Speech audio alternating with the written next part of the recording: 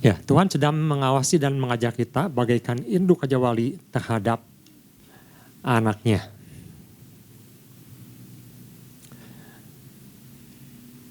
Kita sudah belajar beberapa hari ini di Bapak Gembala bahwa Tuhan mengajak kita itu diumpamakan seperti burung Raja Wali yang sedang mengajarkan anaknya untuk terbang.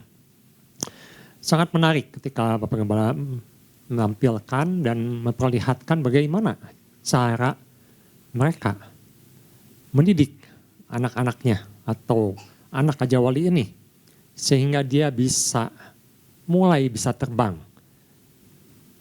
Dan di situ diperlihatkan bahwa sang induk dan sang ayah itu selalu memperhatikan dan mengawasi.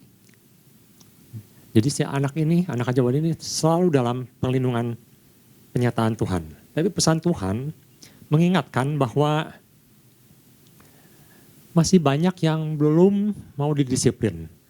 Masih banyak yang menentang. Mengapa harus mengalami kesulitan, tantangan seperti anak Raja Wali ini?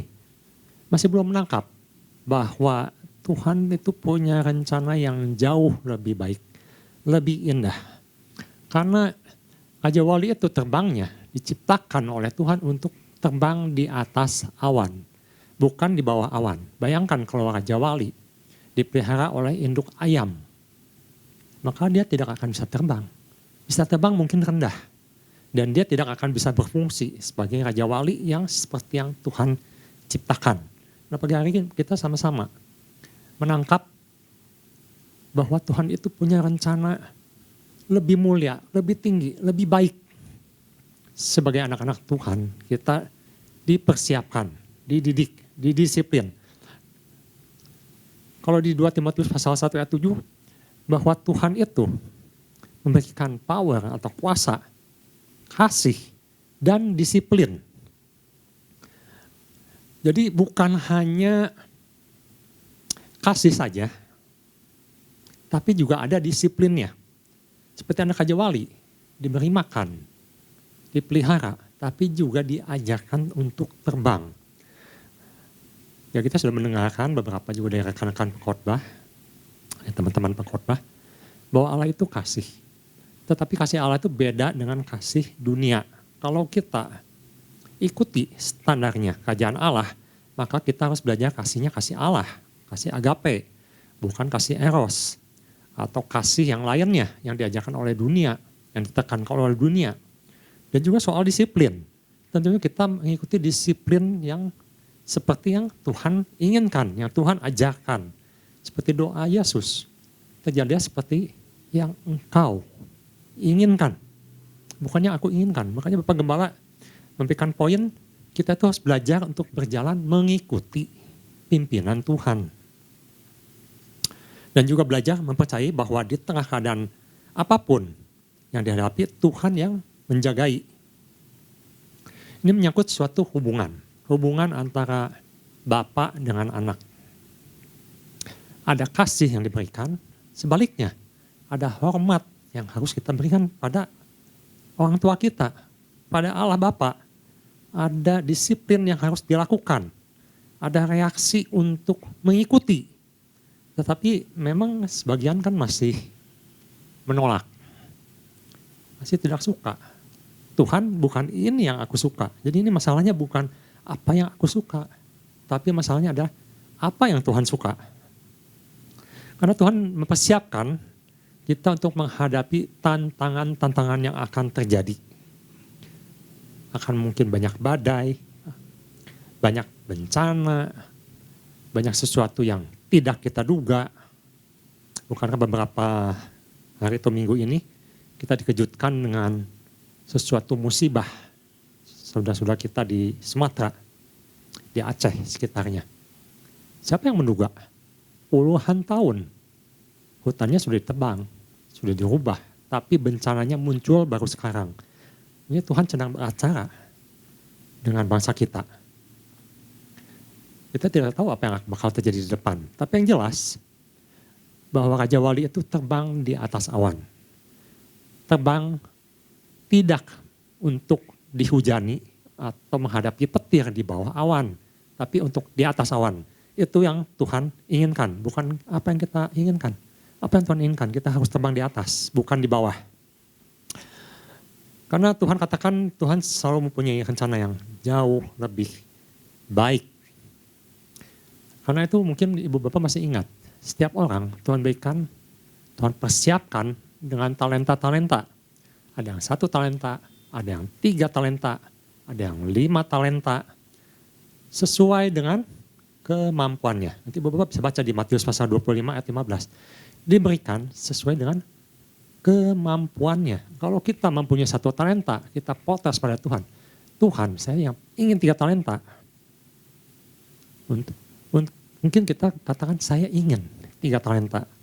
Tapi Tuhan katakan, apakah kamu sanggup untuk menggandakan yang 3 talenta itu? Itu satu pertanyaan yang harus kita pikirkan, kita renungkan. Tetapi yang penting di sini adalah mau 1 talenta, 3 talenta, 5 talenta. Tuhan adalah menginginkan bisa dikembangkan. Itu yang menjadi poinnya. Bukan soal talentanya sebenarnya. Kita akan masuk ke poin pertama. Poin pertama ini adalah bahwa kita harus belajar untuk praktek. Bukan hanya teori. Maksudnya apa? Mari kita lihat bahwa Tuhan seperti Induk Raja Wali sudah mengajarkan, sudah memelihara. Tapi kalau hanya sebatas teori, misalnya kita bayangkan Induk Raja Wali itu hanya mengajarkan, begini nak cara terbang tuh, kamu harus A, B, C, D, dan kamu nanti loncat ya, nanti kamu kepakkan sayap. Tetapi sang anak tuh masih nyaman di situ. Ketika sarang masih di situ, tidak dipaksa, tidak mau loncat, walaupun sudah tahu caranya, maka selamanya anak itu akan tetap tinggal di situ dan tidak bisa berbuat apa-apa. Burung itu akan tetap tidak bisa terbang. Mari kita lihat Ulangan pasal 32 ayat 9 sampai 12. Tetapi bagian Tuhan ialah umatnya. Yakub ialah milik yang ditetapkan baginya. Ayat 10. Didapatannya dia di suatu negeri di padang gurun di tengah-tengah ketandusan dan auman padang belantara, dikelilinginya dia dan diawasinya, dijagainya sebagai biji matanya. Ayat 11. Laksana Raja Wali menggoyang bangkitkan isi sarangnya, melayang-layang di atas anak-anaknya, mengembangkan sayapnya, menampung seekor dan mendukung di atas kepaknya. Nah di sini khususnya adalah bahwa laksana Raja Wali menggoyangkan isi sarangnya, melayang-layang di atas anak-anaknya, mengembangkan sayap, menampung seekor dan mendukung di atas kepaknya. Artinya anaknya atau anak Raja Wali harus belajar praktek untuk terbang, di mana sang induk akan berada di bawahnya untuk mendukung dan berada di atasnya untuk mengawasi dan melindungi. Saya berikan contoh, ada 2 tokoh di Alkitab yang sangat menarik untuk menjelaskannya. Yang pertama ada seorang nabi. Nabi ini, nabi kecil di Alkitab. Tapi maksudnya bukan nabinya kecil, tubuhnya kecil, atau perannya kecil. Nabi ini malah nabi yang sangat keren kalau menurut saya.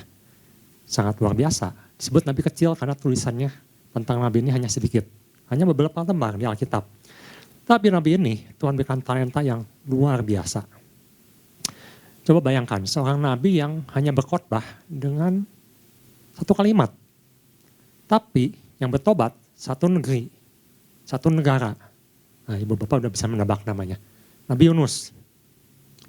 Ini nabi yang keren. Dia tahu firman Tuhan. Dia sudah diajarkan firman Tuhan. Dia menjadi nabi Tuhan.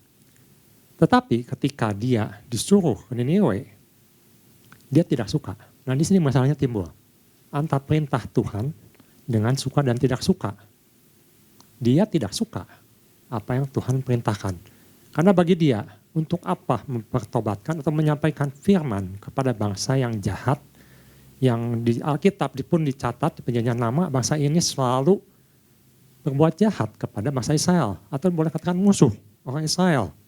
Dia tidak suka, dia menjauh dari Tuhan. Sangat berani. Dan kita tahu ceritanya. Masuk ke dalam kapal di mana dia bisa tidur nyenyak. Orang lain ketakutan, orang lain takut mati. Dia tenang-tenang saja bahkan tidur nyenyak. Dan kita juga tahu kisahnya. Akhirnya dia dimakan oleh seorang ikan yang besar. Selama 3 hari 3 malam. Dan dia merenungkan di situ. Dia bertobat di situ. Dan Tuhan utus dia kembali. Ini nabi luar biasa. Kalau kita sebut perannya kecil. Bahkan Yesus pernah mengutip. Ketika orang Yahudi meminta tanda. Yesus katakan tidak akan berikan tanda apa-apa. Kecuali tanda Nabi Yunus. Jadi perannya ini sangat besar nabi ini. Dan mulailah dia ke Niniwe. Mengabarkan firman Tuhan. Hanya satu kalimat. Dia cuma mengatakan, Niniwe 40 hari lagi kamu akan ditunggang balikan. Jadi hanya mengabarkan pertobatan. Bertobatlah. Dan dia hanya melakukannya 3 hari saja. Sampai satu keliling selesai, dia tidak melakukan apa-apa lagi. Hanya menunggu. Dan harapannya adalah Tuhan hancurkan Niniwe. Luar biasa. Di sini kita bisa belajar, kita bisa melihat seorang nabi yang tahu firman Tuhan, tapi tidak suka apa yang Tuhan perintahkan, terpaksa melakukan apa yang Tuhan perintahkan, dia mengalami apa yang namanya kasih Tuhan. Dia baru bisa mengerti apa artinya kasih Tuhan. Ketika Tuhan katakan, engkau menyayangi tumbuhan atau binatang, ulat yang Tuhan ciptakan untuk beberapa hari saja. Bagaimana Tuhan tidak mengasihi suatu bangsa yang besar seperti Niniwe. Di situ Yunus baru bisa mengerti. Jadi rupanya Tuhan ingin Yunus ini juga mengalami, bukan hanya mengetahui. Nah itu yang saya ingin tekankan di sini. Ada satu tokoh lagi. Tokoh ini juga suatu tokoh yang luar biasa juga. Dia pandai, dia faham firman Tuhan dengan baik sekali, dia punya kedudukan, dia anggota Sanhedrin, mahkamah agama, namanya Nikodemus. Nikodemus tahu firman Tuhan. Nikodemus seorang Farisi, dia lakukan, tapi literal firman Tuhan. Suatu hari dia datang kepada Yesus dan dia bertanya, bagaimana caranya untuk bisa masuk ke kerajaan Allah? Maka Yesus katakan, seorang harus dilahirkan kembali. Nikodemus protes, bagaimana mungkin seorang bisa dilahirkan kembali? Sudah dewasa, sudah besar, tidak mungkin mah masuk lagi ke rahim ibunya. Nah di sini ayat yang sangat terkenal disebutkan di Yohanes pasal 3 ayat 8. Ya, saya tekankan di ayat 3 ayat 8. Di mana Yesus mengatakan bahwa seorang harus dilahirkan dari dengan air dan roh.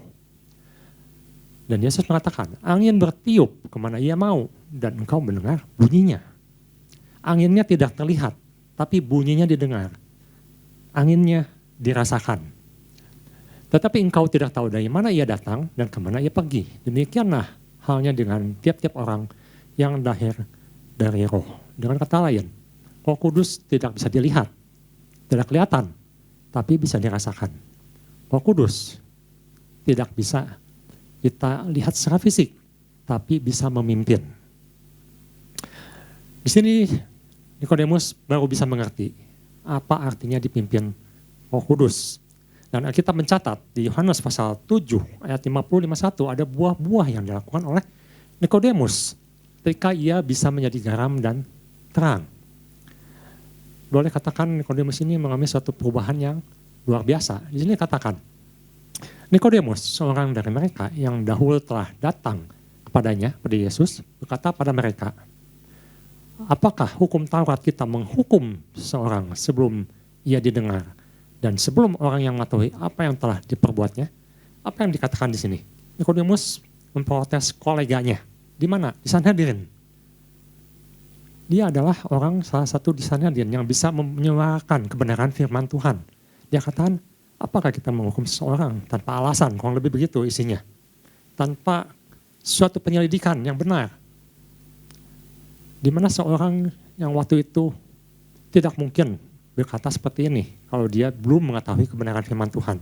Tapi kita bisa lihat bahwa dia berani membela Yesus di Sanhedrin. Dia menjadi terang, dia jadi garam, di situ.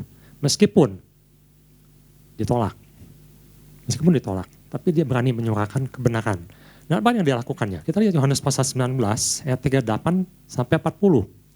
Ketika seorang mengalami, mengetahui firman dan mempraktekkannya, melakukannya, itu sama dengan seekor anak burung jawali yang terbang dan mulai mengepakkan sayapnya untuk bisa terbang ke atas, bukan ke bawah. Sudah itu Yusuf dari Arimatea, dia murid Kristus, dia adalah orang kaya, dia punya kubur, bahkan sebelum dia mati dia sudah punya kuburnya sendiri. Tetapi sembunyi-sembunyi karena takut kepada orang-orang Yahudi, meminta pada Pilatus supaya diperbolehkan menurunkan mayat Yesus. Dan Pilatus meluluskan permintaannya, lalu datanglah ia dan menurunkan mayat itu. Selanjutnya, juga Nikodemus datang ke situ. Dialah yang mula-mula datang waktu malam pada Yesus, ia membawa campuran minyak mur dengan minyak gaharu, kira-kira 50 kati beratnya. Ayat 40. Mereka, Nikodemus dan Yusuf, mengambil mayat Yesus, mengafaninya dengan kain lenan, dan membubuhinya dengan rempah-rempah. Menurut adat orang Yahudi, bila menguburkan mayat. Apa yang kita bisa pelajari di sini? Siapa yang berani minta mayat Yesus? Gak ada yang berani. Siapa yang bisa mempersiapkan penguburan Yesus? Gak ada yang bisa. Tapi Nikodemus bisa. Nikodemus dengan Yusuf datang kepada Pilatus meminta mayat Yesus. Kita bayangkan kalau Yesus ditelantarkan seperti itu mayatnya. Apa yang terjadi? Nikodemus yang memberikan rempah-rempah yang mahal itu untuk mengkafani Yesus. Jadi Yesus itu dikafani oleh Nikodemus dan Yusuf. Dan diberikan kubur yang baru milik Yusuf. Ini suatu perbuatan, satu tindakan yang menunjukkan bahwa Nikodemus berubah. Nikodemus bisa melakukan apa yang tidak mungkin. Karena dia sudah diperbaharui. Paulus mengatakan bahwa kita harus berubah pikiran kita. Berubah akal budi kita, bukan untuk apa yang kita mau lagi. Petrus katakan, sekarang aku bukan aku yang dulu lagi. Dia katakan hidup itu untuk Kristus. Dan dia malah katakan mati itu keuntungan buat dia. Berubah, pikirannya berubah, tindakannya berubah. Jadi apa yang bisa kita pelajari di pagi hari ini? Saya ingin kita mengajak saya, Ibu, Bapak, Saudara, untuk boleh belajar mengalami, bukan hanya tahu firman Tuhan, tapi mengalami firman Tuhan. Dan bisa melihat apa yang Tuhan inginkan, melakukan apa yang Tuhan inginkan. Karena ada janji Tuhan. Kita akan lihat bahwa ada janji Tuhan yang diberikan supaya kita siap menghadapi setiap tantangan apa yang akan terjadi. Di mana Tuhan sedang mengajarkan kita, mengawasi kita, dan menunggu kita di saat itu. Ibrani pasal 13 ayat kelima. Inti di ayat ini adalah bahwa kuatkanlah, teguhkanlah hatimu. Aku menyertaimu sampai akhir zaman. Itu yang Yesus katakan, aku akan menyertaimu sampai akhir zaman. Janganlah kamu menjadi hamba uang dan cukupkanlah dirimu dengan apa yang ada padamu.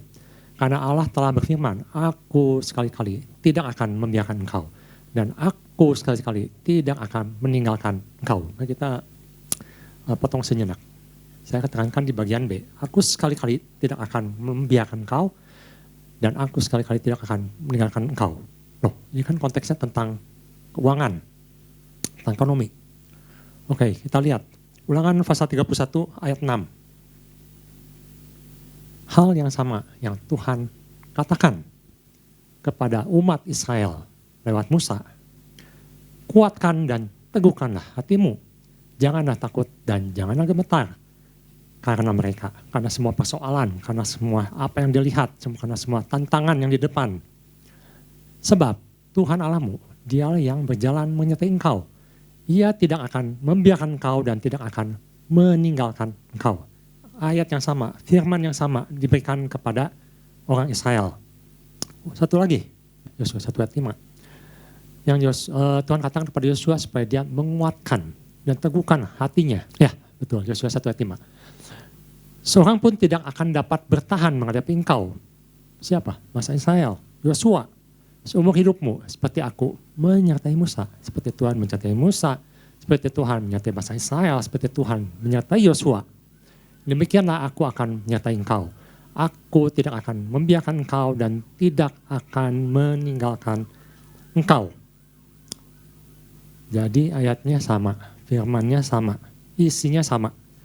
Isinya bahwa Tuhan sekali-kali tidak akan membiarkan dan meninggalkan kita. Dan biarlah ayat-ayat ini boleh meneguhkan, menguatkan kita. Dan semua yang percaya akan ayat ini akan penyertaan Tuhan, pemeliharaan Tuhan, pengawasan Tuhan. Katakan amin. Ya, Tuhan Yesus memberkati.